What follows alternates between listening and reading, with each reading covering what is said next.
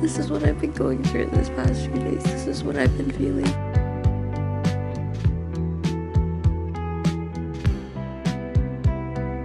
What is your favorite piece of clothing that you've made?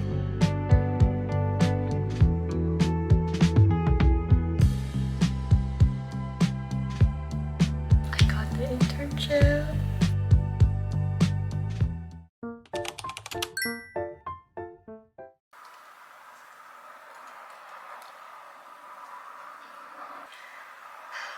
You got this, Patricia. You got this. Hello.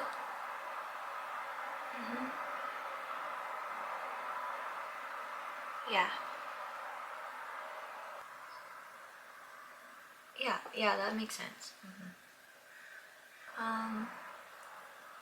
No, I think that's it. Yes. Thank you.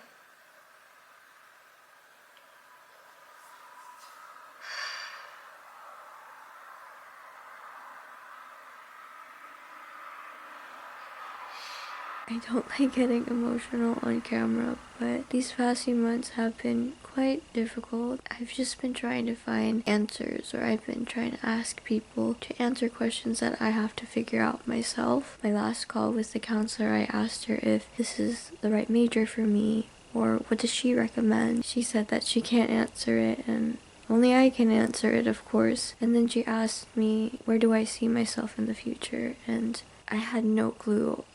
I didn't know what to respond to her. I just froze, and I thought, wow, if this was the real interview, I would have failed.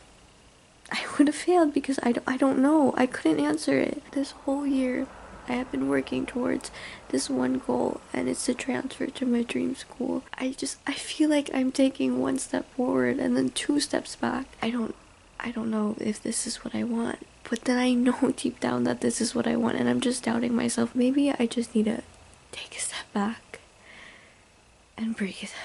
Oh my god, I'm so stupid right now. But this is what I've been going through this past few days. This is what I've been feeling. So, yeah.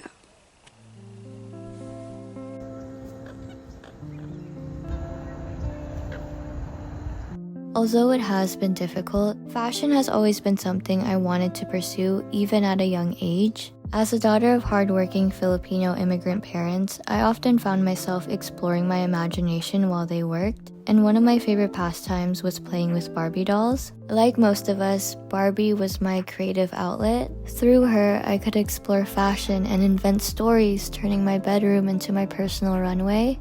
As cheesy as it is, Barbie made me believe I can be anything I want in this world, a feeling I still carry with me to this day. So in times of self-doubt, I remember the little girl who used to say, "If Barbie can do it, I can do it too." This is why my illustration portfolio is so dear to my heart, because it's a homage to my childhood, and that's why I'm turning it into a digital portfolio for my InDesign class. When creating this collection, I had no clue what I wanted the theme to be, especially since I'm not confident with my illustrations. However, when coming up with Barbie of Swan Lake, because it's so personal to me, I was surprised how showcasing such garments can evoke emotion and transcend physical form. That only further made me fall in love with fashion. This collection captures the delicate interplay of fantasy and sophistication. Each piece features intricate embroidery, flowing fabrics, and a palette of soft pastels and shimmering whites. My muse is Barbie of Swan Lake. We're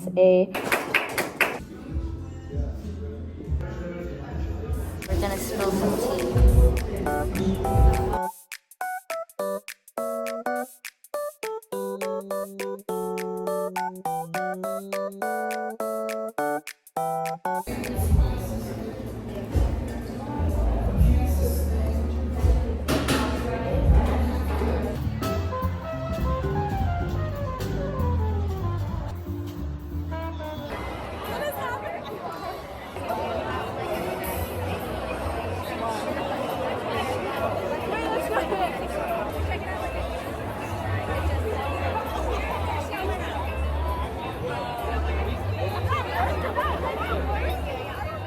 Hi guys.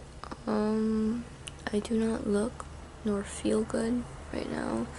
My hair is like, it's my third day here. This past week feels like a blur. And I have been running on 4 hours of sleep these past few days. And it's definitely taking a toll on me, if you can't tell. Today I have to meet my transfer counselor because I've been working on transferring next year. And it's just, that's another thing that has been stressing and making me feel overwhelmed. It's also the end of the year and I also feel those winter blues and just like an identity crisis. I just don't know what's going on. I just wanted to update you. Bye. I know I want to talk about Italy. Yeah. Would it be a bad idea to mention that I did political science a semester before because I was a bit lost, and then when I went to Italy I made my choice like, oh, I want to go back into fashion? That's a good question. I feel like that gives a bad impression of me, like, oh, I don't know what I want. No, yeah, I was like, I wouldn't, the only reason I wouldn't talk about, because usually like, oh, that'd be interesting, sounds like they want to hear about you now, like, let's talk about fashion and marketing and what you have to bring to the table, right? I was like, yeah, maybe the political science one, you might be able to put it in there, but I wouldn't like... I feel like they wouldn't care. They're not gonna care. They're gonna be like, okay, so you took it and now you're here, so like, why are you here?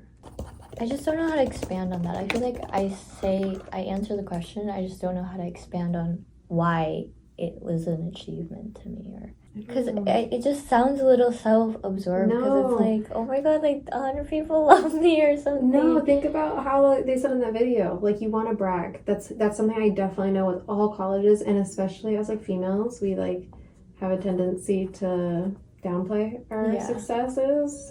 Good morning. I asked you guys on my Instagram story to ask me questions about being a fashion student, so I thought I'd answer a few while getting ready for class. First question, is there math?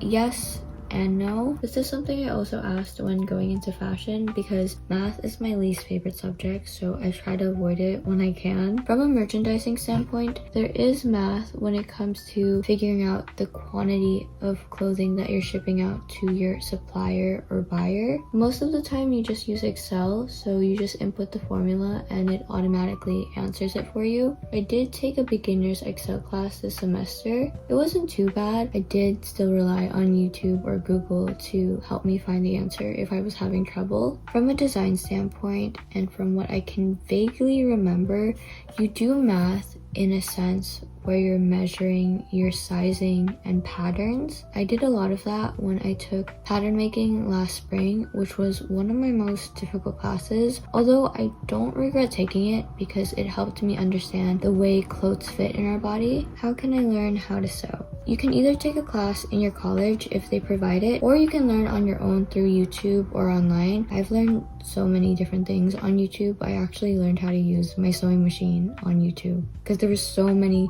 tutorials, which was a lifesaver, especially since I did not want to read the manual. It's like, do you expect me to read this much? No.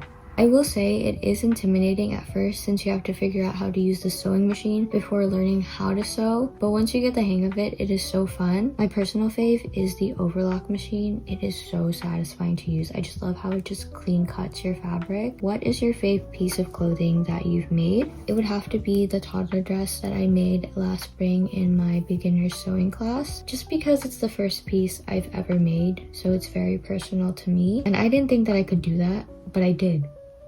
Sometimes you just have to start and not think of the whole process because eventually you'll get there. You'll get to your end piece. Those are all the questions I'm going to answer for now, and I don't even think I'm going to use concealer. I'm just going to do my hair and then head to class.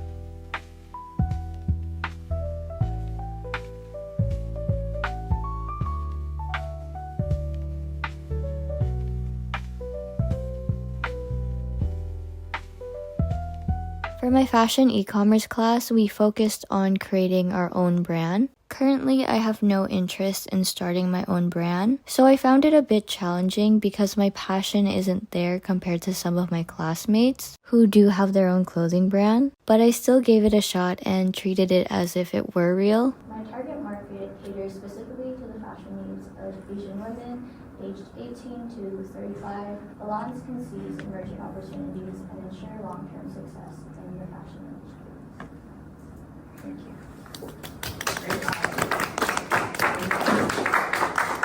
It's amazing, and you need to do it.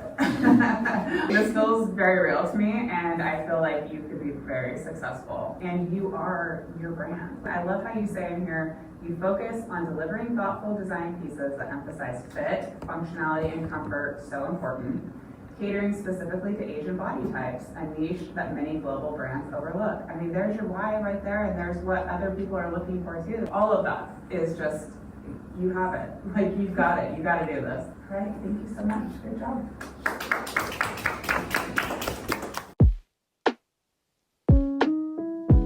I love chili oil. No, I have to put it on everything. Right now I'm using the one from Trader Joe's. It's good. It's healthy. I know there's like one that's really popular. Always use. Yeah. I think it's that one. Why am I gonna see it again? Maybe I'll go to the Trader Joe's.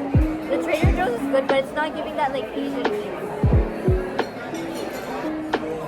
Oh my god, it's so good. That is good.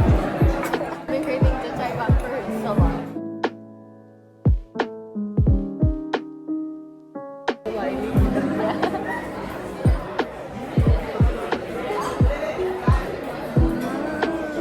I'm not gonna open my mouth.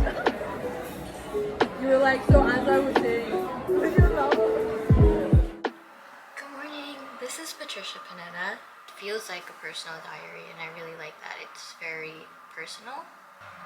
I got the internship. Talking to her, it didn't feel intimidating. It felt like I was talking to one of my professors. But when she asked me what did I bring to the table, I really just guessed my way out. I am terrible at explaining things, so I wish I prepared a little for that, but I still got the internship for next semester. After studying abroad in Italy, my love for fashion only grew, and I realized I was ready for a change of scenery, a chance to explore new opportunities and challenge myself in unfamiliar environments. For much of my early adulthood, I felt lost, unsure of myself, and hesitant to take a risk.